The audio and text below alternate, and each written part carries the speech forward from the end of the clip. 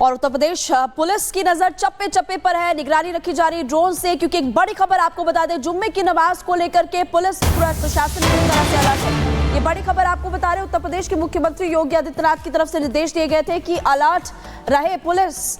और इस वक्त आपको बता रहे हैं कि मस्जिद के आसपास चप्पे चप्पे पर पुलिस की निगरानी। संभल में 30 सेक्टर मजिस्ट्रेट की तैनाती की गई है। जुम्मे की नमाज को लेकर संभल में हाई अलर्ट और उत्तर प्रदेश के अलग अलग जिलों में भी अलर्ट जारी किया गया है। पीस कमेटी या जो शांति समिति है उस पर हमेशा आगे जो भी जुम्मे की नमाज है या कोई त्यौहार आना होता है उस पर बात होती है।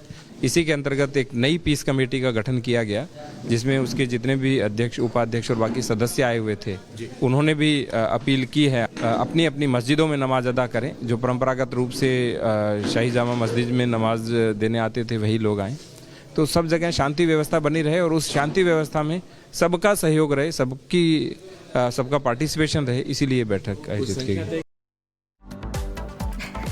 24 नवंबर यानी कि उस दिन भी शुक्रवार था, जुम्मे की नमाज का दिन था और ऐसे में वहां पर जिस तरीके से हालात खराब होते हैं उसके बाद सुरक्षा के तगड़े इंतजाम किए जाते हैं। और आज भी जुम्मे की नमाज है संभल में, इसीलिए सुरक्षा की जो लेयरिंग है वो बढ़ा दी गई है। फ्लैग मार्च भी किया जा रहा है और लोगों से शांति बनाए रखने की अपील भी की जा रही है। सबके बीच कई खुलासे भी हो रहे हैं। ऐसे रिपोर्ट में देखिए।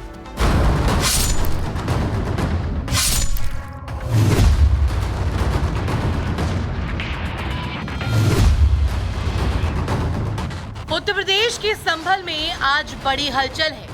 इसके पीछे दो बड़ी वजहें हैं। पहली वजह है आज होने वाली जुमे की नमाज और दूसरी वजह है जुमे की नमाज पर संभल की जामा मस्जिद में इकट्ठा होने वाली भीड़। अब तनाव क्यों है, इसके पीछे की वजह भी समझ लीजिए।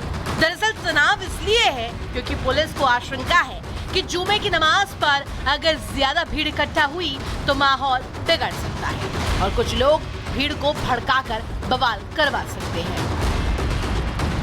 लेकिन इससे पहले कोई बवाल हो, 24 नवंबर जैसी कोई अनहोनी घटे, पुलिस अलर्ट है।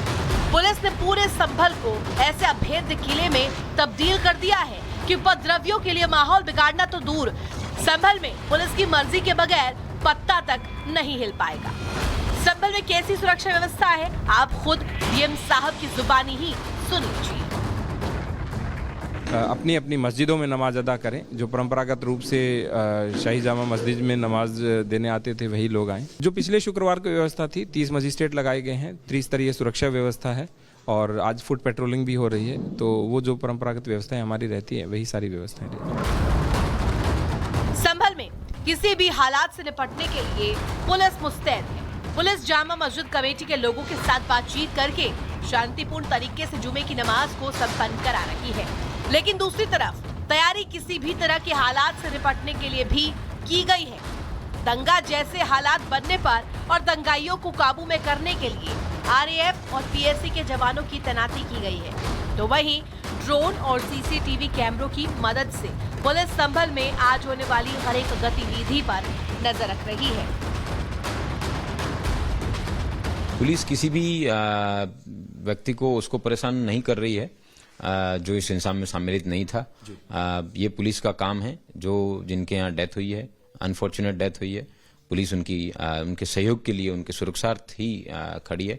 कहीं भी इस तरह की वाकया या मेरे संज्ञान में नहीं आया है और मेरे द्वारा पुनः भी सभी को इंस्ट्रक्ट किया गया है कि उनकी जितनी मदद हो सकती है, जिस प्रकार से की जा सकती है, करें। हमारे पास already 10 company PAC, RAF, RRF है और रेंज की भी काफी सारी फोर्स है और जनपद की भी है। संभल में आज 3 लेयर की सुरक्षा है। पुलिस ने लोगों को अच्छी तरीके से समझा दिया है कि सभी को जामा मस्जिद में आकर ही नमाज पढ़ने की जरूरत नहीं है। सभी लोग अपने अपने इलाके की मस्जिद में जाकर नमाज पढ़ेंगे। तो वहीं बाहरी लोगों के प्रवेश पर पूरी तरीके से प्रतिबंध लगाया गया है। संवेदनशील इलाकों में ज्यादा पुलिस तैनात है तो सोशल मीडिया पर बने ग्रुप्स और भड़काऊ पोस्ट शेयर करने वाले लोगों पर पैनी नजर रखी जा रही है। माहौल इतना टाइट है कि किसी भी उपद्रवी ने एक गलती की तो वो उसकी आखिरी गलती होगी, क्योंकि पुलिस कह रही है कि किसी ने भी भीड़ को उकसाया और माहौल बिगाड़ा तो ऐसी सजा देंगे कि उसकी पीढ़ियां याद रखेगी। Bureau report. रिपब्लिक। इसी खबर पर अनूप हमारे सहयोगी संबल से हमारे साथ जुड़ गए हैं। अनूप, जिस तरीके से हमें देख रहे हैं कि आज जुमे की नमाज का दिन है और संभल में संभल कर रहना होगा, इस तरह का आह्वान भी पुलिस की तरफ से किया जा रहा है। लोगों से कहा जा रहा है कि अपने आसपास की मस्जिद में जाएं, वहीं जाकर नमाज अदा करें। तो ऐसे में एक जगह इकट्ठे ना हो, संभल की जामा मस्जिद के आसपास लोग इकट्ठे ना हो, इसको लेकर क्या कुछ एहतियात बरते जा रहे हैं? देखिए, कल ही एसपी ने और जो डीएम ने उन्होंने साफ कर दिया था कि जो व्यवस्था है 3 लेयर की व्यवस्था होगी। मैं जामा मस्जिद के ठीक सामने खड़ा हूं, यही वो गली है जहां 24 तारीख को हिंसा हुई थी, हिंसा भड़की थी, लेकिन आज पुलिस बल की तैनाती है। पुलिस बल यहां अलर्ट मोड पर है क्योंकि जुम्मे की नमाज अदा करनी है और दूसरा जुम्मा, हिंसा के बाद का दूसरा जुम्मा होगा। आप मेरे दाहिनी तरफ देखेंगे, वहां बैरिकेड कर दी गई है, वहां पुलिस को तैनात कर दिया गया।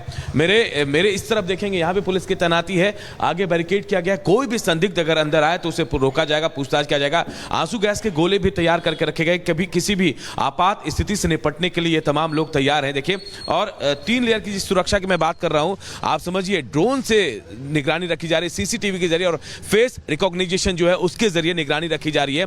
कोई भी संदिग्ध चीज मिलेगी या फिर संदिग्ध शख्स नजर आएगा तो उसे तुरंत पकड़ा जाएगा। पूरी तैयारी है, RRF है, पीएससी की टीम है, RAF भी है। तमाम लोग जो है वो मुस्तैदी से इस मस्जिद के आसपास या फिर जो संभल का बॉर्डर इलाका है उन तमाम इलाकों में उनकी तैनाती कर दी गई है।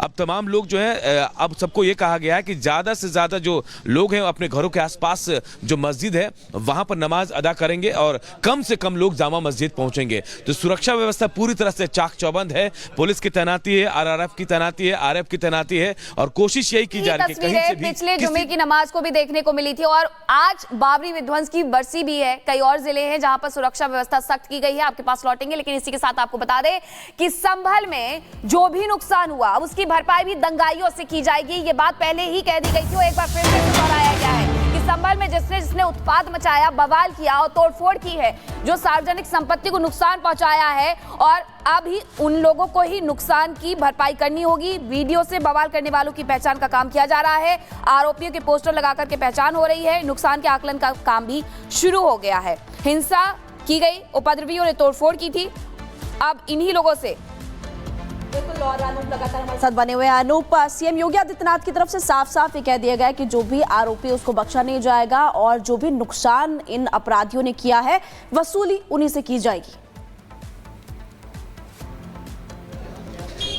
बिल्कुल, देखिए 1.25 करोड़ के नुकसान की आशंका जताई जा रही है। जो बिजली विभाग है, जो दूसरे विभाग, वन विभाग, तमाम जो लोग हैं, इन्होंने रिपोर्ट तैयार की थी और बताया गया कि 1.25 करोड़ का नुकसान हुआ। और ये नुकसान जाहिर तौर पर जो आरोपी बनाए गए हैं, जो 32 लोगों की गिरफ्तारी हुई है, 83 लोगों की जिनकी पहचान की गई है, जबकि कई 100 लोग ऐसे हैं जिनको अब पहचाना जा रहा है, उन पर संदिग्ध नजर रखी जा रही है, उन लोगों से वसूला जाएगा। फिलहाल उनको धरपकड़ करने की कोशिश की जा रही है, उनको पकड़ने की कोशिश की जा रही है, लेकिन पूरी वसूली जो है उन्हीं लोगों से की जाएगी। जितना भी नुकसान हुआ है उसकी भरपाई उन्हीं दंगों के आरोपियों से की जाएगी जिन्होंने इस दंगे को अंजाम दिया था।